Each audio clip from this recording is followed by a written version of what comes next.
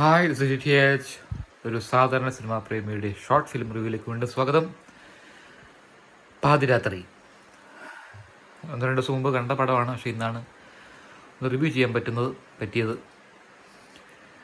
Cinema പാതിരാത്രി ആയതുകൊണ്ട് പാതിരാത്രി എന്നെ ഒന്ന് റിവ്യൂ ചെയ്യാമെന്ന് വിചാരിച്ചു.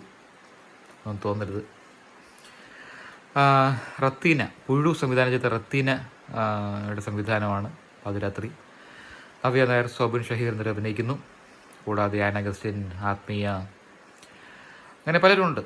സണ്ണി വെയിൻ.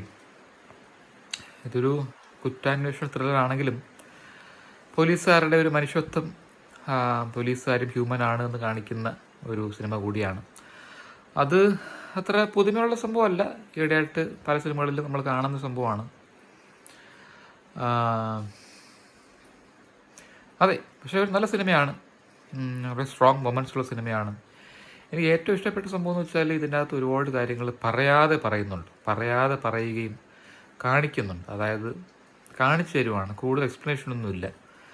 അതെനിക്ക് വളരെ ഇഷ്ടപ്പെട്ടു. അത് മനോഹരമായിട്ട് റത്തീന ചെയ്തിട്ടുണ്ട്. ഒരു എബവ് ആവറേജ് നൈസ് ഫിലിമായിട്ടാണ് എനിക്ക് തോന്നിയത്. 3 stars out of 5 ഫോർ പാതിരാത്രി. Thanks for watching. ബൈ.